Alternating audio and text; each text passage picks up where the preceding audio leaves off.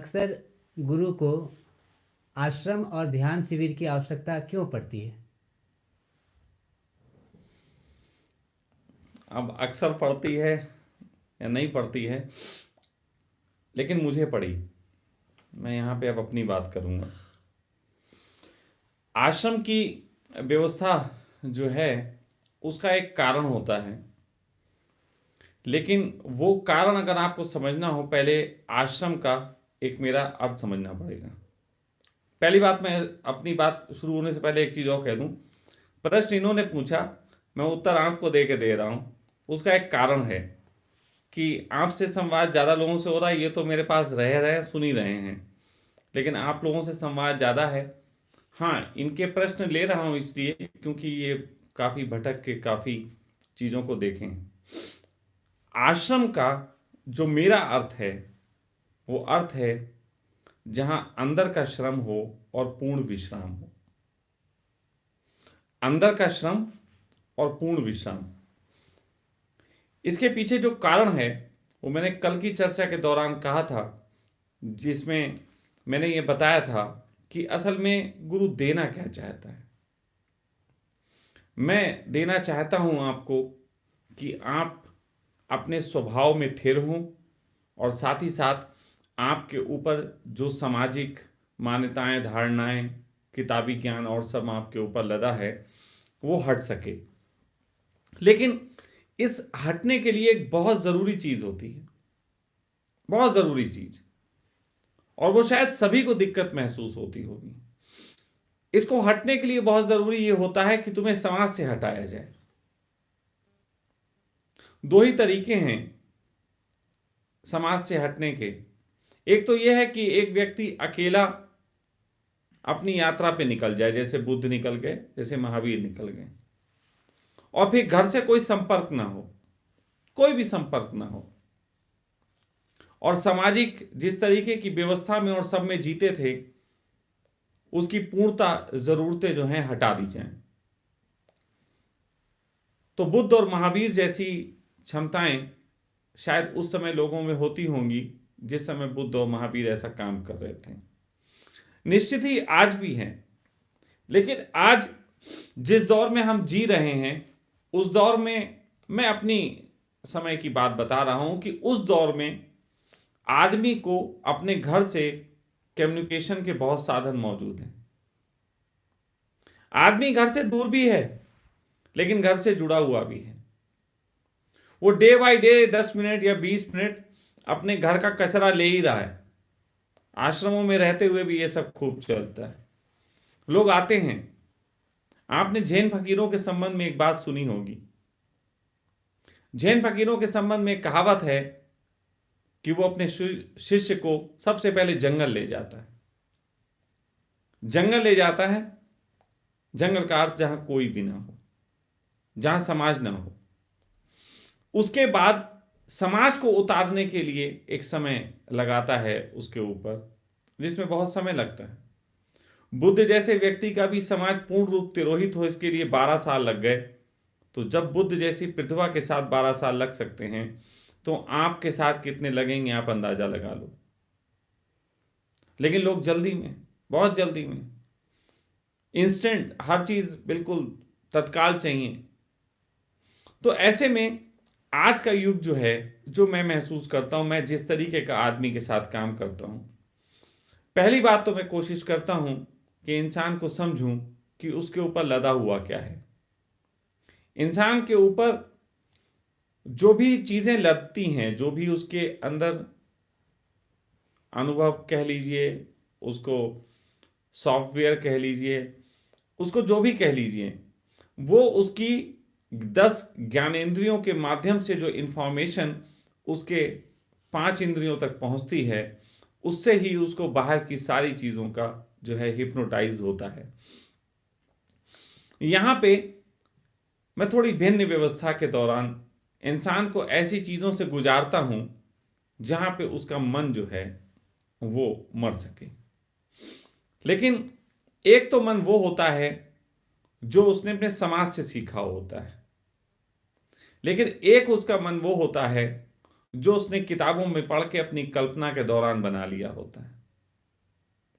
और वो उसको खाली करने के लिए, जैसे मैंने कहा, आश्रम का अर्थ है जहां अंदर का श्रम।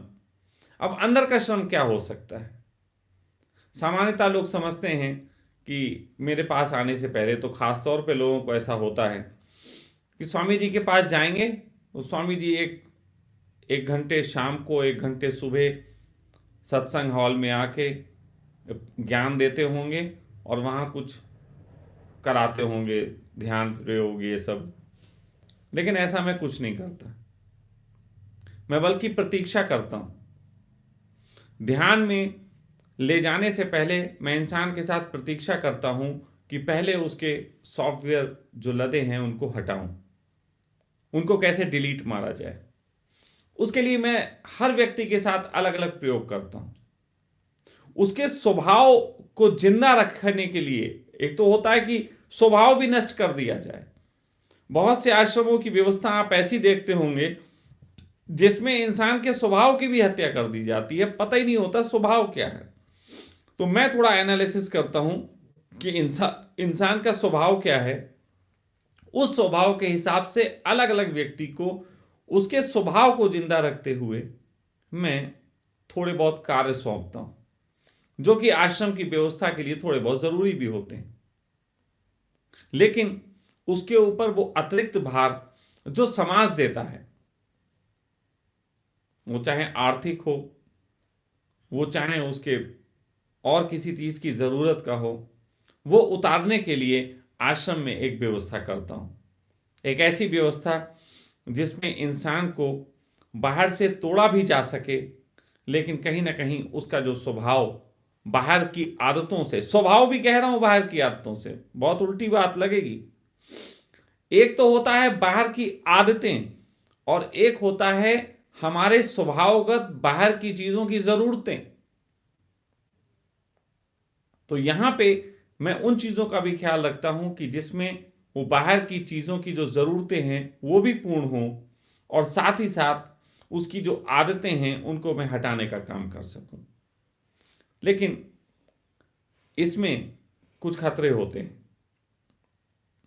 खतरे ये होते हैं कि जो सामने आया है साधक, क्या वो इस चीज के लिए राजी है, या खतरे इस चीज के भी होते हैं कि एक सॉफ्टवेयर मैं हटाऊं तो कहीं ऐसा ना हो यहां की व्यवस्था का और चीजों का सॉफ्टवेयर उसके ऊपर बैठ जाए।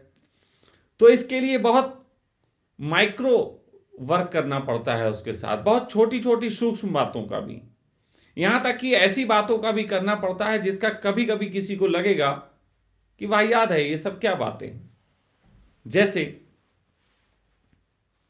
एक बार एक साधक ने, उसकी आदत थी कि वो कुर्सी उठाता था तो ऐसे जैसे कि घसीट के आवाजें होती थी।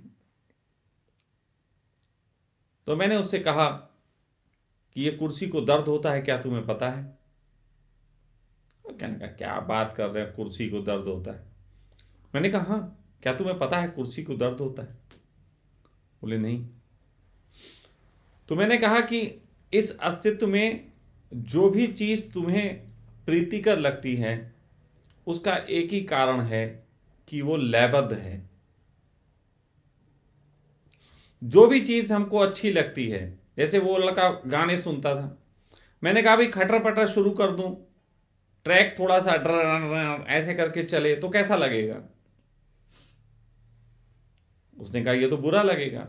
तो मैंने कहा संगीत, जो चीज लयबद्ध होती है वो हमें प्रीतिकर लगती है, लेकिन जगत में जो भी कार्य करते हैं उसमें एक संगीत होता है। वो संगीत कैसा होना चाहिए, इस संबंध में बहुत समझदारी की जरूरत है। मैं साफ सफाई का ख्याल रखता हूं, कुछ लोग साफ सफाई का बिल्कुल ख्याल नहीं रखते, सिखाना पड़ता है।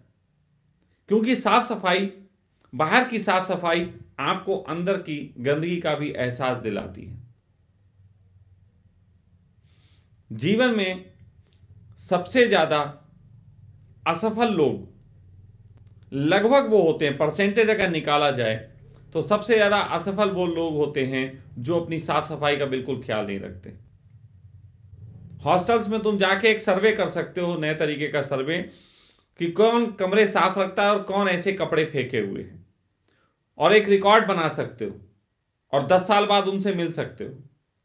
या आप में से जितने लोग सुन रहे हैं वो एक अपने दिमाग में रिकॉर्ड बनाएं कि कौन अस्त व्यस्त हमारे संग का दोस्त कपड़े रखता था और कौन सिस्टमेटिक ढंग से रखता था, और 10 साल पहले का ये रिकॉर्ड अब आप मैच कर लें कि आप में कितने दोस्त आपके सफल हुए, कितने असफल हुए।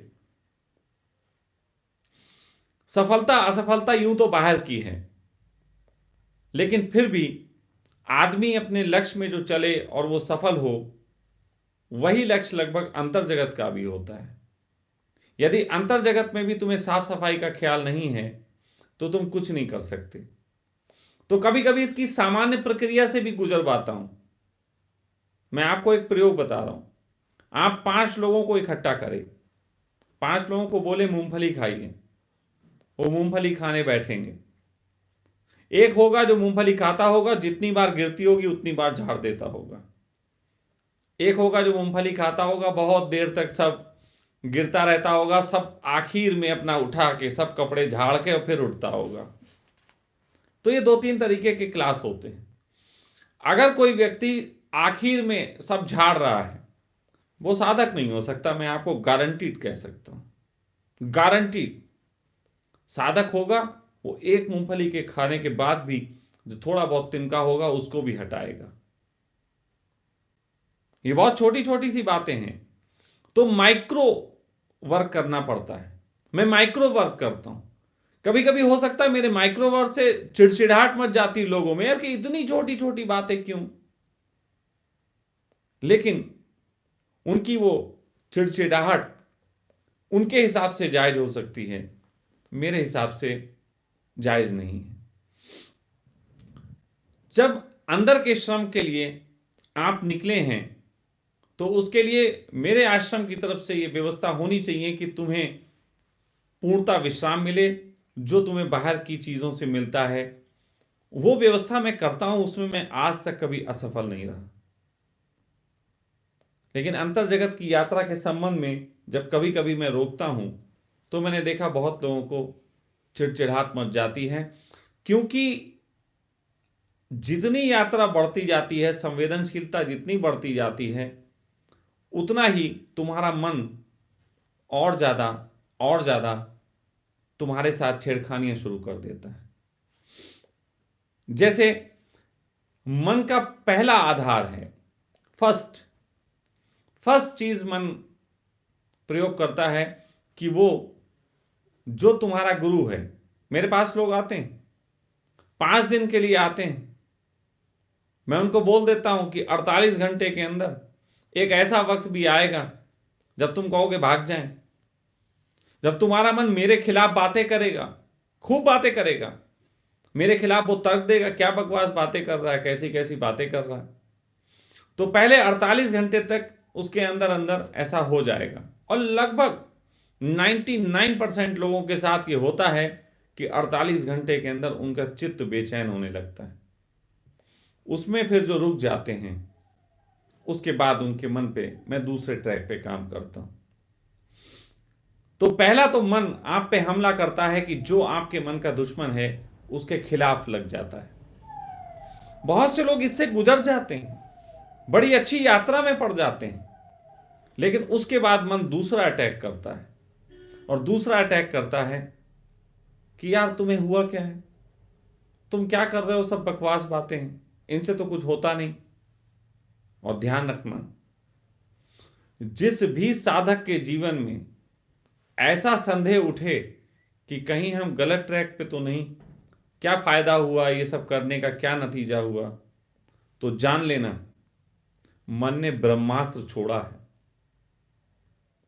100 में से 99 मरेंगे। ये बहुत कर रहा ब्रह्मास्त्र है मन का। दूसरे पे संदेह उठाए तो चल जाता है, क्योंकि दूसरा थोड़ी बहुत देर सामने होता है, लेकिन जब वो तुम पे ही संदेह उठा दे, खुद पे संदेह उठा दे, तो बहुत बचना मुश्किल है।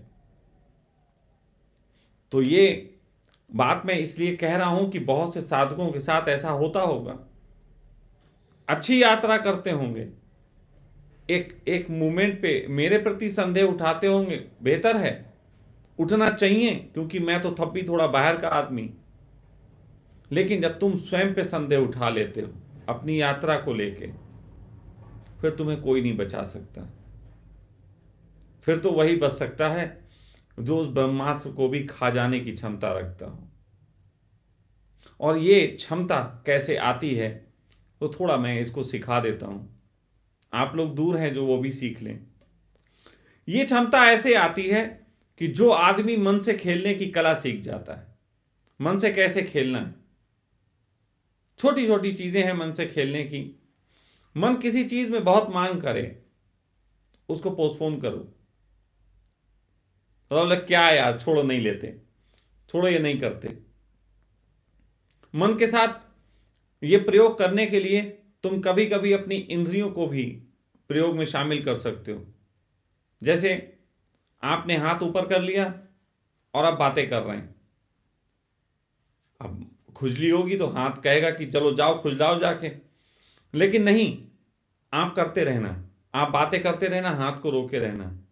धीरे धीरे पता लगेगा कि मन विदा हो गया, तुम्हारे अंदर कोई मालिक था जिसने मालकियत पे ज्यादा जोर दिया और मन की सुनने पे जोर नहीं दिया। ऐसे और से बहुत से प्रयोग हैं। मेरे साथ एक प्रयोग घटता था, बनिए का बच्चा, तो बड़े प्रयोग घटते थे। लोग मुझसे कहते हैं स्वामी जी आप इतने आराम से कैसे बैठे रहते हैं, जबकि आपको तो बहुत बहुत प्रयास और बहुत सब चीजों में शामिल होना चाहिए। मैंने अपने 20 साल में कोई कभी बहुत मेहनत नहीं की किसी चीज के लिए। हाँ, आप तक अपनी बात पहुंचाने का बहुत प्रयास किया, आप समझ जाओ इसके लिए तो बहुत प्रयास किया, बाकी कोई मेहनत नहीं की, अर्थ के लिए और सब चीजों के लिए बहुत मेहनतें नहीं की। लेकिन मेरी जिस तरीके की बुद्धि है, मेरा मन कई बार मुझसे कहता था कि आप धन कमाओ, तुम तो बहुत धन कमा सकते हो, और मुझे तो हरामखोरी में मजा, मुझे तो बैठे रहने में मजा। लेकिन अगर मैं कहूं नहीं, मैं यार नहीं, कुछ करना नहीं चाहता, तो आप क्या समझते हो, इससे मन भाग जाएगा? इससे मन से आप जीत जाओगे? नहीं, मन दूसरे रास्ते से आएगा। फकीरी में कैसे मक्कारी की जाए, फिर मन वहां पे आ जाएगा। अगर मैं मन से कहूं कि मैं बैठा हूं, मैं अब कुछ नहीं करना चाहता, तो मन कहेगा अच्छा, फिर वो कहेगा कि बैठे बैठे कैसे मक्कारियां की जा सकती हैं, उसमें आ जाएगा। लेकिन मैं थोड़ा उल्टा काम करता हूं। मन ने कहा कि थोड़ा दौलत कमा लो, मैंने पूछा कितनी कमा लो, उसने कहा यार 2 4 5 करोड़ रुपया तो कमा लो। मैंने कहा पर पागल हो गया क्या? तो मन कहता है मतलब? मैं कहता हूं मैं कम से कम 1 2 लाख करोड़ रुपया कमाऊंगा। मन खुश होता है, अरे वाह, 1 2 लाख करोड़ रुपया, अच्छा तो कमाओ, प्रतीक्षा करो, इतना बड़ा प्लान इतनी जल्दी पूरा नहीं होता। 1 2 करोड़ होते तो जल्दी पूरा हो जाता, मैं कर सकता था, लेकिन इतनी बड़ी कमाना है, थोड़ा प्रतीक्षा करो, मैं प्लान तैयार कर रहा हूं। मन खुश होता है, अंदर से अंदर बड़ा खुश होता है, बड़ा प्लान तैयार हो रहा। 2 4 महीने गुजर जाते हैं, मेरा बड़ा सुकून बना रहता है, मन ज़रा झंझट नहीं करता। फिर 2 4 महीने बाद आता है, उसे प्लान समझा देता हूं। ये जो मन से खेलने की कला है, ये इंसान को उस तरीके की तैयारी की तरफ ले जाती है जहां मन जब ब्रह्मास्त्र छोड़े, तुम पे ही संदेह उठाए, तो बचा जा सके। ये जो बात है अंदर के श्रम की, इसके लिए एक आश्रम के माहौल की जरूरत पड़ती है, जहां आपके मन से मैं आपको खेलना सिखा सकूं। कई बार एक चीज और होती है, बहुत से लोग मुझे मानने वाले, मैंने देखा फिर आश्रम में गलती करने लग जाते हैं। यह भी मन की मक्कारी है। और आश्रम में गलती ये करने लग जाते हैं कि मेरे सामने बात ही नहीं लाते, क्या झंझट चल रहा है उनके मन में, कई कई दिन तक नहीं लाते, अंदर अंदर कुड़ते रहते हैं, मुझे बताते नहीं, जबकि मैं चाहता हूं कि बताएं। तो वहां पे एक चीज होती है, उनके मन की चालाकी सुनो। वो बहुत दिनों तक जब मेरे सामने चीज नहीं लाते और कोई इनसे पूछे कि सामने चीज क्यों नहीं लाए? बोले यार ये तो स्वामी जी के सामने रखेंगे, स्वामी जी तो अपने तर्कों से समझा ही देंगे, स्वामी जी तो अपने तर्कों से समझा देंगे यार, फिर ये तो बात सही नहीं है। तर्क मेरी योग्यता है, ये कोई अपमान का विषय नहीं है।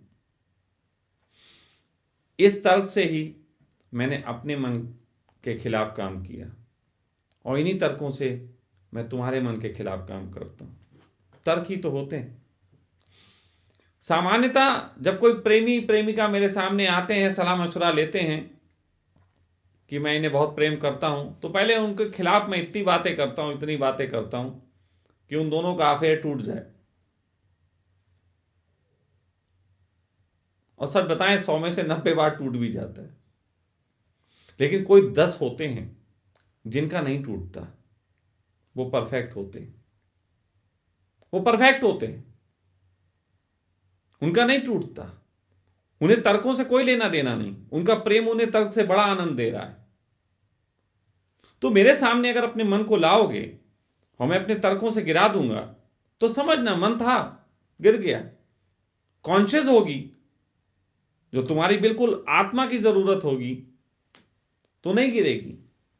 और सच बात तो यह है, आत्मा की कोई जरूरत नहीं होती, लेकिन फिर भी मूल्यवान बात हो, तुम्हारे स्वभावगत बात हो, तो मैं भी नहीं गिरा सकता।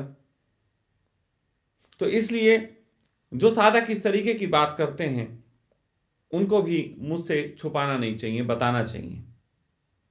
पहले परिवार में एक रात में भोजन करते वक्त जगह होती थी जहां पूरा परिवार एक अपनी चर्चा कर लेता था, जिसके कारण परिवारों में कलेश कम होते थे। अब वो जगह खत्म हो गई, अब लोग चर्चा नहीं कर रहे, अपने मन में रख रहे हैं। मैं जब शुरू से ये बात कह रहा हूं कि ये जो चर्चा हमारी 3 4 5 दिन की रखी गई है, ये चर्चा इसलिए है कि आप मुझे और बेहतर तरीके से जान सको, अपनी गलतियों को भी पहचान सको। गुरु हो या शिष्य कोई भी हो, लेकिन उन छोटी छोटी बातों को भी समझ सको जो उठती हैं और आपकी साधना खराब कर देती हैं। तो इसलिए इस तरीके के प्रयोगों से गुजारता हूं यहां पे।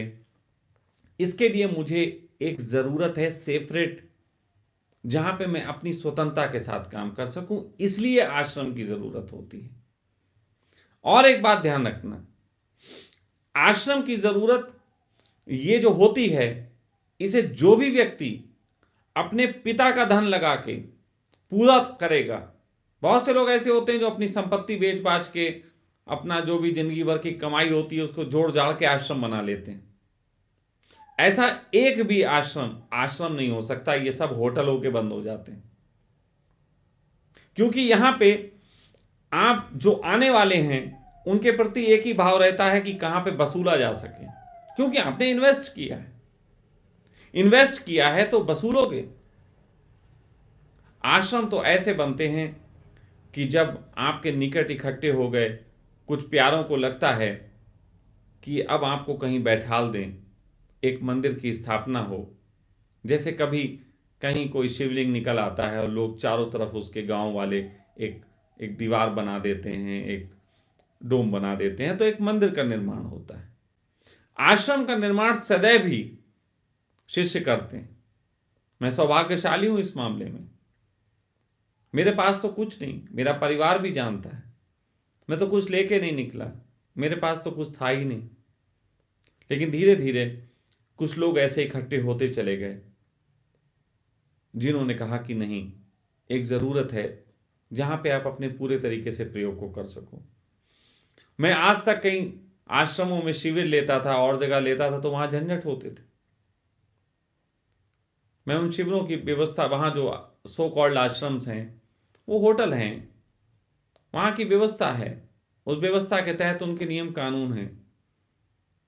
तो ऐसे में मैं वहां पे अपने को स्वतंत्र नहीं पाता था। तो आश्रम की जरूरत, जैसे ये पूछते हैं कि क्यों होती है, तो गहरे में आश्रम की जरूरत होती है उस जंगल की भांति जहां गुरु शिष्य के साथ एकांत में अपना काम कर सके। लेकिन जो शिष्य आश्रम में भी रहते हुए फोनों के माध्यम से अपने घरों को जुड़े रहते हैं, तो समझ लो वो एक द्वार खोले रखते हैं। वो एक द्वार खोले रखते हैं कि उस द्वार में भागेंगे एक दिन। मैं बहुत समझाता हूं लोगों को, ऐसा नहीं है, मैं सबको समझाता हूं कि ज्यादा फोन में क्यों लगना। फोन मोबाइल है, इसका उपयोग किया जा सकता है बहुत जरूरत पड़ने पे, लेकिन मोबाइल तुम्हें उपयोग में ले ले तो बड़ी खतरनाक बात है। जैसे कोई शराब ना पिए और शराब उसे पी जाए। मोबाइल मैं भी उपयोग करता हूं, लेकिन व्यर्थ के झंझटों के लिए नहीं, अपने कार्य में। जिस तरीके से महाभारत में एक कुरुक्षेत्र की भूमि थी और वहां पे श्री कृष्ण जो थे वो रथ अपना चला रहे थे, ऐसे ही इस दुनिया में एक कुरुक्षेत्र है, जो कुरुक्षेत्र मुझे मोबाइल में नेट के माध्यम से मिला है। मैं उसमें सिर्फ अपना रथ चला रहा हूं और कुछ नहीं कर रहा इससे अधिक। कितनों को तीर मार के गिराने में अर्जुन की मदद कर रहा हूं, कितनों को अपनी तरफ आकर्षित करने में कि आओ आवाज दे रहा हूं। इसके अतिरिक्त मैं ज्यादा कुछ नहीं करता। बहुत से लोग मेरा दरवाजा खटखटाते हैं इस तरीके से बातचीत करने के लिए कि मुझे मैसेज भेज भेज के, लेकिन मैं सबसे बातचीत में रुचि नहीं रखता। कुछ प्यारे दिख जाते हैं एक आध, तो मैं अपनी तरफ से उन्हें मैसेज भेज देता हूं। लेकिन फिर वही खेल, जो मुझे मैसेज करते हैं अगर कुछ वक्त मैं उन्हें मैसेज ना करूं तो मुझे गालियां देने लगते हैं। उसी प्रकार कुछ लोगों को मैं समझता हूं कि पात्र हैं, अपनी तरफ से मैत्री का हाथ बढ़ाता हूं तो वो समझते रहते हैं ये शायद फेसबुक टाइप का कोई होगा, तो मैं वहां पे भी फिर द्वार बंद कर देता हूं। रिस्पेक्ट अगर जिंदा ना रहे तो उस कर्म को करने का ना तो जगत में आनंद है ना धर्म जगत में। तो इसलिए मोबाइल जो है वो, अगर उसमें से आप द्वार खुला रखते हैं घर के प्रति, तो एक दिन वापस जाने का कारण बनेगा, निश्चित ही बनेगा। और यही कारण शायद रहा होगा ओशो ने जो जोरबा दो बुद्धा की बात की, कि जो लोग बहुत ज्यादा मन के तल पे हैं, अभी उन्हें बहुत सी चीजों में मजा है, ओशो ने कहा होगा यार इनको लगाओ जोरबा द बुद्धा पे। जो प्यारे हैं वो तो कहीं जाएंगे नहीं, वो तो रुक ही जाएंगे, और जो जोरबा द बुद्धा के खेल में पड़े वो अपने घर जाएंगे और अपना महीने 2 महीने में एक आध शिविर अटेंड करेंगे, थोड़ा बहुत धन आता रहेगा जिससे रोल्स रॉयल वगैरह आ सकती है। बहुत सही तरीका है जोरबा द बुद्धा वाला। जोरबा द बुद्धा अगर मैं भी लोगों को सिखाऊं, बड़ा धन आ सकता है। आप लोग मुझे कितने लोग हैं जो चालाक बोलते हैं, मैं बहुत चालाक आदमी, मैं चालाक हूं तो क्या ये नहीं जानता तुम लोगों को ठगा कैसे जाए। लेकिन मैं तुमसे सिर्फ उतना लेता हूं जितने में मेरी व्यवस्था चलती है, जितने में कि वो कहते नहीं कि इतना दीजिए जामे कुटुंब समाए, मैं भी भूखा ना रहूं साधु भी भूखा ना जाए। तो मैं इतना रखता हूं जितने में मैं भूखा ना रहूं और यहां से कोई भूखा ना जाए। जो मेरे साथ चलते हैं उनको तो मैंने स्पेशली वादा किया हुआ है कि अपने से पहले भोजन की तुम्हारी व्यवस्था करूंगा और जब तक जीवित है करूंगा। ये मेरा ढंग है। मैं बहुत धन के अंबार लगाने में इतना शौकीन नहीं हूं। मैं कल ही कह चुका हूं, मेरे लिए धन बिल्कुल अर्थहीन है अगर वो इकट्ठा रहे, और मेरे लिए धन वाकई में उपयोगी जब मैं उसका उपयोग करके फिर से चलाऊं, कुछ करूं, कुछ क्रिएटिव करूं। तो इस तरीके से आश्रम का जो भाव है और आश्रम में रहने वाले साधकों के प्रति मेरा जो लगाव है वो इस तरीके से काम करता है। अब दूसरी बात आती है शिविर, कि शिविरों की जरूरत क्या। पहली बात तो यार ये है कि ये शिविर कब से होने शुरू हुए, कुछ बता सकते हो? आइडिया नहीं। देखो सच कहें ये आधुनिक जगत का एक झंझट है शिविर, आधुनिक जगत का। मुझे नहीं लगता कि शायद ओशो या एक दो इनसे पहले महेश योगी वगैरह जो हुए, इनसे पहले कभी कोई शिविर लेने की व्यवस्था रही। इन लोगों ने व्यवस्था शुरू की। असल में शिविर की जो व्यवस्था है वो व्यवस्था का आरंभ जो है वो कहीं ना कहीं लोग जो प्रमोशन की तरफ और इन सब चीजों के लिए भागते हैं, वहां से शिविर की व्यवस्था का आरंभ होता है। और वास्तव में ओशो ने तो इस चीज को स्पष्ट कहा था। वो स्वयं जब तक शिविर लिए उसका मूल्य था। जब जागृत व्यक्ति खुद अपने प्यारों को इकट्ठा करके उनके प्रति काम करता है, तो वो चाहे अकेले में हो चाहे स्वयं भीड़ के बीच बैठा हो, लेकिन वो व्यक्ति टू व्यक्ति काम करता है। अगर एक साथ 100 लोग भी वहां इकट्ठे होंगे तो 100 के प्रति काम करेगा, लेकिन वो ऐसे ही होगा जैसे एक के प्रति काम कर रहा है। लेकिन अगर जागृत ना हो और वो चला जाए और उसकी व्यवस्था को चलाने वाले कैंप्स लेते हों, तो उन कैंपों को तो तुम जानते हो व्यवस्थागत क्या होता है। यूं तो मैं भी कैंप लेता हूं, पहले कैंप लेता था एक व्यवस्थागत, मैं भी भाई लोगों की वो आदत पड़ी थी तो शुरुआत की, लेकिन बाद में बहुत जल्दी जल्दी तोड़ने लगा। मेरे कैंप में आया हुआ एक आदमी नहीं बता सकता कि ये व्यक्ति कौन सा ध्यान किस वक्त कराएगा, या ध्यान कराएगा केवल गप्पे मार के छोड़ देगा, कब, कुछ भी भरोसा नहीं। यहां जो बोर्ड लगा था उसमें जब कोई इकट्ठे लोग होते हैं तो साफ लिखा होता है यहां प्रतिपल तैयार रहें, सखा का मूड न जाने कब आपको बुलाने का हो जाए। यहां मेरे मूड पे काम होता है। यहां ऐसा थोड़ी ना होता कि एक टाइम होगा तब तक चलो झील तक घुमाएं, नौका विहार कराएं, मीरा की झील में नौका विहार, ये सब बेवकूफियां नहीं होती। यहां तो सीधे सी मेरी छड़ी है जो चलेगी उस वक्त सामने आओ, और वो छड़ी ही मेरा सुदर्शन है, जिस पे पड़ गया उस पे काम करता है। देखा ना सुदर्शन को, जितनों के गर्दन पे पड़ा वो सब मोक्ष को उपलब्ध हुए। बुद्ध की करुणा भी इतनी कारगर नहीं थी जितना सुदर्शन कारगर है। तो मेरी छड़ी जिन पे पड़ती है उनकी जीवन बन जाते हैं, और जो सोचते हैं कि कुछ कृपा बरस जाए उन पे तो मेरे फूल भी नहीं बरसते। तो इसलिए यहां पे एकदम रेडी रहना पड़ता है। मैं शिविर लेता हूं लेकिन कोई व्यवस्थागत नहीं, शिविर तो एक बहाना है। क्योंकि 2-3 चीजें हैं जो शिविर से होती। पहली बात तो यह है कि तुम्हारी शिविरों की आदतें हैं, इसलिए तुम्हें शिविर के माध्यम से बुलाना पड़ता है। तुम्हारा मेरे प्रति प्रेम हो तो अकेले में ही मिलोगे। अगर तुम्हें तुम्हारी प्रेमिका से मिलना हो तो तुम अकेले ही निकल लोगे मिलने के लिए। लेकिन अभी लड़कियां पटाने के लिए, अभी प्रेमिका ढूंढने के लिए जाना हो तो तुम मेले में जाते हो। तो अभी तुम्हारी आदत है कि मेलों में, अभी क्योंकि तुम्हें कोई प्रेमिका नहीं मिली। सच बात तो यह है कि तुम शिविरों में जा रहे हो, तुम ढूंढ रहे हो कोई मिल जाए, बढ़िया गुरु मिल जाए, कोई बढ़िया गुरु मिल जाए जिसके चरणों में पड़ जाए। तो शिविरों की व्यवस्था में जो लोग हैं लगे, मोस्ट ऑफ उनकी आदतें ये हैं कि वो ट्राई मार रहे हैं, गुरुओं पे ट्राई मार रहे हैं कि जाके देखें कैसा। मैंने देखा है ओशो सन्यासी खास तौर पे ऐसे करते हैं। वो यार बड़ा अच्छा शिविर लेते हैं। यार अच्छा क्या होता है, क्या अच्छा होता है? दिल लगता है, या सुंदर सुंदर कन्याएं आती हैं, इसको अच्छा कहोगे?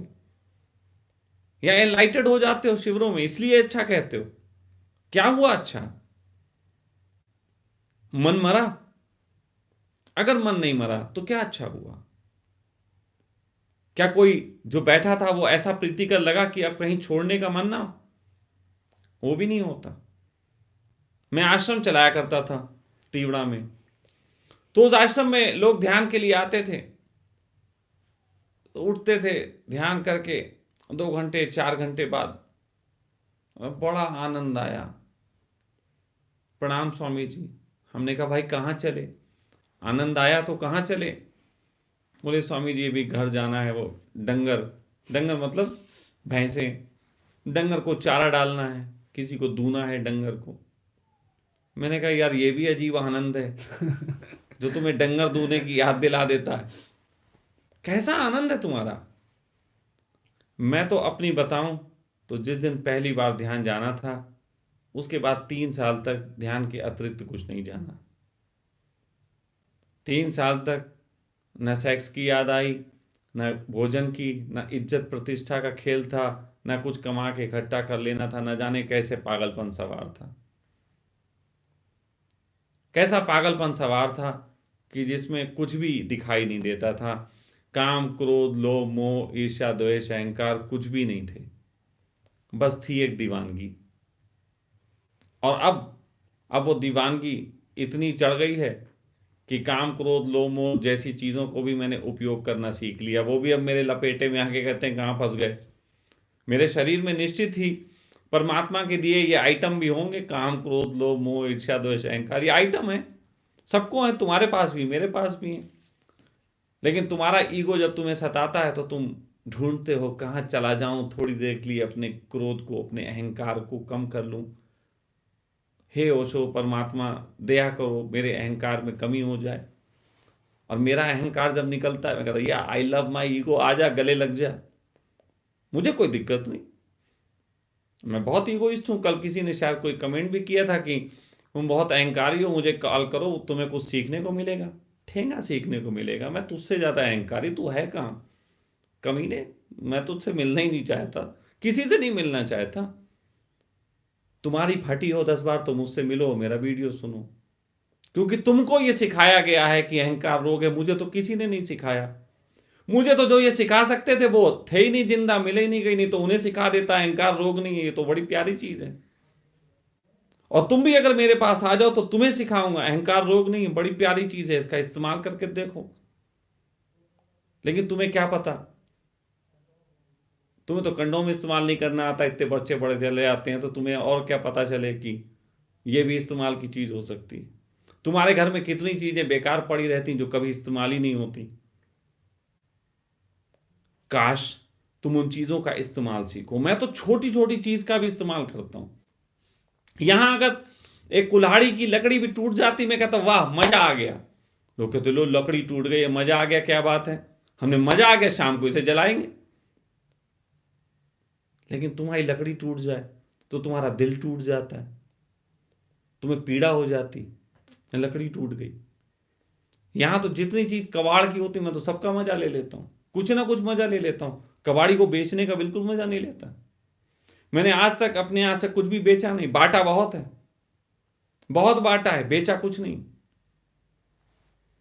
तो ये जो चीजें हैं, तो शिविरों में 2-3 काम होते हैं मेरे हिसाब से जो मैं करता हूं, बाकी तुम्हारी तुम जानो।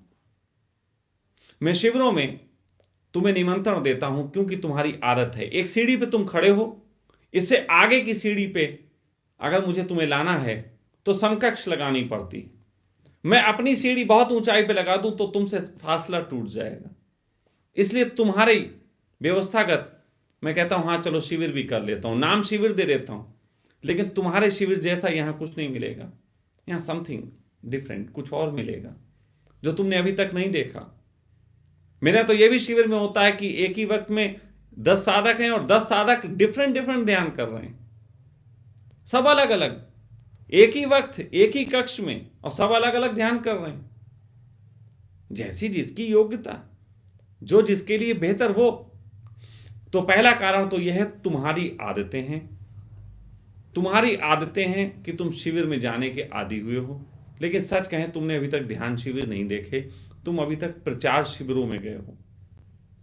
ध्यान शिविर देखने हैं तो एक बार आओ और एक संकल्प लेके आना कि पूर्णता से पालन करेंगे, नहीं तो तुम्हारे शिविरों की आदत वो वाली यहां भी खराब करती है। यहां लोग आते हैं, थोड़ी देर बाद स्वामी जी झील कहां तक है, थोड़ा झील घुमाएं, जब तक आपका प्रयोग शुरू नहीं हो रहा। मैं कहता हूं बैठ अभी शुरू, इसी समय झील, इतनी दूर के झील ढूंढने आए थे, इतनी दूर के पहाड़ देखने आए थे। मेरा मौज आती है तो मैं खुद घुमा देता हूं, मेरी मौज की प्रतीक्षा करो, फिर तुम्हें झील में भी नौका विहार करा दूंगा। लेकिन तुम अपनी आदतों के तहत आओगे तो कुछ नहीं पाओगे, फिर तो तुम अपना कचरा यहां डालोगे आके। निश्चित ही कचरा डालो, लेकिन मन का कचरा डालो, उस कचरे की पूर्ति के लिए यहां मत आओ। तो इसलिए रखता हूं कि तुम्हारी आदतें हैं ध्यान शिविरों में जाने की। दूसरी तुम्हारी आदतें हैं तुम भीड़ के साथ अपने को राजी पाते हो, इसलिए भीड़ का आयोजन करता हूं। व्यक्तिगत रूप से मैं कहूं, मैं तो एक एक व्यक्ति को निमंत्रण देना चाहता हूं जो अकेला मुझसे संवाद करे। मुझे व्यक्ति के साथ काम करना बहुत प्रीतिकर है, और जो बहुत से प्यारे आते हैं बिल्कुल अकेले आते हैं, मैं उनके साथ ज्यादा अच्छा काम कर पाता हूं। तो मैं तुमसे कह रहा हूं, जो लोग इस प्रतीक्षा में रहते हैं कि कब शिविर होगा, वो संसारी, उनके आध्यात्मिक होने में थोड़ी कमी, वरना मैं तुमसे कह रहा हूं अभी बिस्तर उठाओ, अभी निकलो मेरे पास, अभी निकलो। देर क्या करनी, प्रवचन समाप्त भी होगा, ये तो बहुत देर की बात है, अभी निकल लो। इतनी हिम्मत होनी चाहिए। लेकिन लोग छुट्टी कब है शिविरों में, सैटरडे और संडे भी पड़ जाए स्वामी जी तो बहुत अच्छा। अरे सैटरडे संडे तुमने बनाए, तुम्हारे परमात्मा ने नहीं बनाए। सच बात तो यह है कि सैटरडे संडे वो भी छुट्टी पे चला जाता, तो यहां आके करोगे क्या? सैटरडे संडे को जब तुम छुट्टी पे आते हो, परमात्मा भी छुट्टी पे गया होता है। वो भी कहता है मैं 2-3 दिन किसी को बुद्धत्व उपलब्ध नहीं कराऊंगा। अभी जरा बुद्धत्व वालों की डेटे देख लो, जो जो हुए हो तुम्हारी जानकारी में, सैटरडे संडे को कोई नहीं हुआ होगा, या कम से कम कोई छुट्टी पड़ती होगी उन दिनों नहीं हुआ होगा। सारे लोग जो उपलब्ध हुए, बड़ी बड़ी मेहनत के काम करते थे, खीर खाते उपलब्ध हुए। खीर सैटरडे संडे को कौन खाता है? खीर तो दुखी आत्माएं जब होती हैं घर में, पकवान कभी तब खा लेते हैं। सैटरडे संडे तो वैसी मस्ती होती छुट्टी के कारण।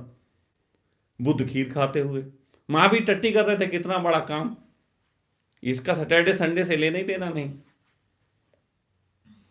ये तुम सोचो, तुम सैटरडे संडे के इंतजार में पड़े। तो ये सब जो भ्रांतियां हैं उनको हटाना चाहिए। आदमी को कोशिश करनी चाहिए, अगर धर्म जगत, मैंने तुमसे पहले ही कहा था, वादा कर दिया था कि अब मैं पूर्णतः सख्त होकर बात करूंगा। बहुत हो गई हेलो हाय, गाने गाते नाचते हुए, अपने फोटो वीडियो तुम्हें बहुत दिखा दिए, दारू पीते हुए, मुर्गा खाते हुए, गालियां खाने के बड़े काम कर लिए। जितनी चीजें हो सकती थी तुम्हारे भौतिक और बाहरी आवरण को तोड़ने की, मैंने कर दी। लेकिन अब मैं तुम्हारे आंतरिक आवरण को भी तोड़ना चाहता हूं, इसलिए तुमसे कह रहा हूं सख्त। जितना तुम मेरे लिए प्यासे होते हो, उससे अधिक मैं तुम्हारे लिए प्यासा होता हूं। लेकिन तुम जितना ढील दिखाओगे, मैं भी उतना ढीला हो जाता हूं। इसलिए मुझे ढीला मत पड़ने दो। और मैं आपको बताऊं कि शिविरों का तीसरा, पहला कारण तो मैंने आपको बता दिया, जिसमें आप लोगों को आदत है इसलिए करने पड़ते हैं। दूसरा यह है कि भीड़ की आदत है इसलिए भी करने पड़ते हैं। लेकिन तीसरा बात सच कहूं, बहुत स्पष्ट कहूं, थोड़ा इस तरीके से थोड़ा धन आ जाता है जिससे व्यवस्था चलती है। बिल्कुल स्पष्ट कह रहा हूं। और बल्कि धन तो मैं व्यक्तिगत अकेले जो आते हैं उनसे भी ले लेता हूं, लेकिन इससे तुम्हारे लोगों को थोड़ी आसानी होती है। तुम आसानी से धन देते हो, शिविरों का पता लग जाए, और कहीं शिविरों में 5-6 माएँ आ रही हो, फिर तो और भी बढ़िया, क्योंकि तुम्हें इनकी भी बड़ी आदतें पड़ी हैं, गंदी आदतें। शिविरों में जिस चीज के लिए जाना चाहिए उसी चीज के लिए आना चाहिए। थोड़ा समझो मैं क्या कह रहा हूं। मैं तुम्हारा अपमान नहीं कर रहा, मैं तुम्हारा याद दिला रहा हूं कि कहां कहां तुम परमात्मा का अपमान करते हो। बात तो है ध्यान की, आंखें खोल खोल के स्त्रियां तक रहे हो। बात तो है ध्यान की, मन ये है कि जितना भुगतान दिया उसको वसूल कैसे कर लें। बात तो है परमात्मा की, बात तो है श्री गुरु की, कि गुरु को ही मिल जाए। लेकिन गुरु से पहले पहुंचते ही आदमी है, स्वामी जी यार जरा थोड़ा सा ये काम कराएं, वो कराएं, वहां घुमाएं, यहाँ घुमाएं, स्वामी जी जरा यहाँ पहली बार आए हैं, मार्केट तक भी चले जाएं।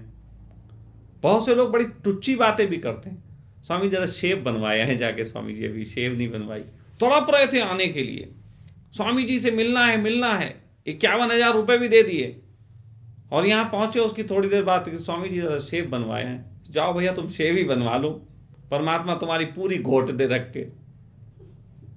ये क्या मूर्ताएं करते हो? तुम्हें शेव की याद आ रही, तुम्हें घूमने की याद आ रही, तुम्हें अपने बिजनेस के लोग निकल निकल के फोन कर रहे हैं घरों में, कम से कम 3 दिन 5 दिन, जितने भी दिन आओ, अरे बंद करो यार फोन, बंद करो ये सेल्फी, बंद करो ये एक दूसरे के एड्रेस लेना। अभी मिलते देर नहीं होती, एड्रेस पहले लेने लग जाते हैं, फोन नंबर पहले ही ट्रांसफर होने लगते हैं कि कब अपना LIC का बीमा बेच लेंगे इन्हें। ग्रुप बना लेते हैं लोग। साधकों की बहुत झंझटों में एक झंझट और आपको बताता हूं जो बहुत बड़ा झंझट है, और वो झंझट ये है कि लोग अपनी साधना से ज्यादा दूसरे की साधना में इंटरेस्ट देने लगते हैं। और भाई तुम कहाँ से आए भैया, तुम और कब से जुड़े, कब से यात्रा तुम्हारी शुरू हुई, स्वामी जी का पहला वीडियो तुमने कब सुना, ये बातें करते हैं। कोई है सार इन चीजों का? ये सब चीजें मैं तुम्हें जो बता रहा हूं, तो मैं तुमसे इसलिए कह रहा हूं कि अगर ऐसे तुम वहां चीजें करते हो और तुमने कुछ नहीं पाया, तो कृपया करके अगर यहां आने के लिए कदम बढ़ाना, तो यहां ऐसा मत करना। यहां भी ऐसा करोगे कुछ नहीं पाओगे। और पाने की सोच तो बिल्कुल ही लेके मत आना, नहीं तो बिल्कुल ही कुछ नहीं पाओगे। बात तो सिर्फ ऐसे आना जैसे कोई प्रेमिका के सामने आ जाता है, फिर वो लगा ले गले तो लगा ले, वो उसकी मौज, लेकिन आकांक्षा से भरे हुए नहीं, नहीं तो नहीं लगाओगे तो नाराज हो जाएगी। तो ये जो ढंग है, ये दोनों ढंग मैं बिल्कुल ईमानदारी से निर्मित कर पाऊं, इसके लिए मुझे आश्रम की और शिविरों की जरूरत पड़ती है। नाम भी बुद्धत्व लेता हूं क्योंकि बुद्धत्व की धारणाएं तोड़नी है, शिविर नाम लेता हूं क्योंकि शिविरों की धारणाएं तोड़नी है, आश्रम नाम लेता हूं तो बिल्कुल कह दूं धारणा तोड़ने के लिए नहीं, आश्रम को उसकी वास्तविकता में स्थापित करने के लिए नाम लेता हूं। ध्यान शिविरों की धारणाएं तोड़ता हूं, बाकी और चीजों की धारणाएं तोड़ता हूं, लेकिन अंदर का जो श्रम हो सके और तुम पूर्ण विश्राम में जा सको, इसे तो मैं चाह के भी नहीं तोड़ सकता। इसे तोड़ने का मेरा कोई इरादा भी नहीं है। इसे तोड़ने का तो मैं अपराध मानता हूं कि अगर मैं करूं तो अंदर का श्रम और पूर्ण विश्राम, इसकी पूरी व्यवस्था के लिए ये सब करता हूं और पूरी ईमानदारी से करता हूं, अपने तरीके की पूरी ईमानदारी दिखाता हूं, आपके लिए पूरी पूरी तुरा से लगता हूं। कभी कभी कोई लोग ऐसे आ जाते हैं जो इन्हीं सब मूर्ताओं में घूमते हैं, तो थोड़ा अफसोस होता है कि समझ नहीं रहे, चीज़ों को समझ नहीं रहे, फिर रिजल्ट भी नहीं आएंगे, बाद में मुझे पीड़ा होती है, मुझे पीड़ा होती है कि वो खाली हाथ लौट गए। शायद उनको कभी ना होती हो, क्योंकि उनके पास पीड़ा का नहीं, उनके पास गालियां देने का साधन होगा कि मैं गाली दे दूंगा स्वामी जी को कि मैं उनके पास से खाली हाथ आया। लेकिन तुम गाली भी दे लो जबकि गलती तुम्हारी थी, पीड़ा मुझे होगी, सदा होगी। मेरे चित्त में ऐसी पीड़ाएं कई लोगों ने बैठा ली। कोई नहीं, मैं अपनी पीड़ा के साथ आनंदित हूं, क्योंकि ये भी मेरा फर्ज है, अपनी पीड़ा के साथ भी मैं आनंदित हूं। तो इससे अधिक मैं इस विषय पे नहीं कुछ कहना चाहता। आप लोगों के इस संबंध में अगर कोई बात रह गए हों तो आप लोग भेज दीजिएगा अपने प्रश्न। कल मैं फिर बैठूंगा इसे आगे की और गहरी चर्चा के लिए। आप लोगों के प्रश्नों की बहुत आवश्यकता है, क्योंकि आप लोगों के मन को आपसे बेहतर कौन जानता। मेरे सामने तो जब उनको लाओगे मैं तभी देख पाऊंगा, नहीं तो मुझे क्या पता कि आप लोगों के अंदर क्या क्या और चल रहा है। निश्चित ही सामने आ जाओ तो मैं अपने तरीके से पहचानने का प्रयास करूंगा, लेकिन उससे पहले अगर तुम मुझे बता दो तो इसमें तुम्हारी यात्रा को और सुगमता मिलती है। इसलिए कह रहा हूं कि बोलो, बोलना चाहिए। आपके अंदर जो भी है, जो भी चीज़ें अटकाव महसूस होती हैं, आपकी जो जो मक्कारियां हैं, उनको स्पष्ट लिखो। बहुत से लोग मेरी बातें सुन रहे हैं, शिविरों के संबंध में उनके अनुभव रहे होंगे, बड़े मक्कारियों के, जो उन्होंने स्वयं की होंगी। दूसरे पे मत लिखना, दूसरे ने ऐसा किया, वो संचालक गलत था, ये दूसरे की बुराइयां नहीं करने को कह रहा हूं। अपनी मक्कारियों को लिखो एक बार फेसबुक पे, और विश्वास मानना अगर अभी तुमने फेसबुक पे वो बातें लिखी कि तुम्हें क्या क्या दिक्कतें, तुमने मक्कारियां की, शिविरों में जाके गए थे हरिभजन को, ओटन लगे कपास, तो ये बातें तुम लिख दोगे, आज रात को तुमको जैसी नींद आएगी, निश्चित ही वैसी किसी गहरी ध्यान की अवस्था में आदमी विश्राम पाता है। तुम भी करके देखो, ना मिले तो मुझे बताना। आज इतना ही।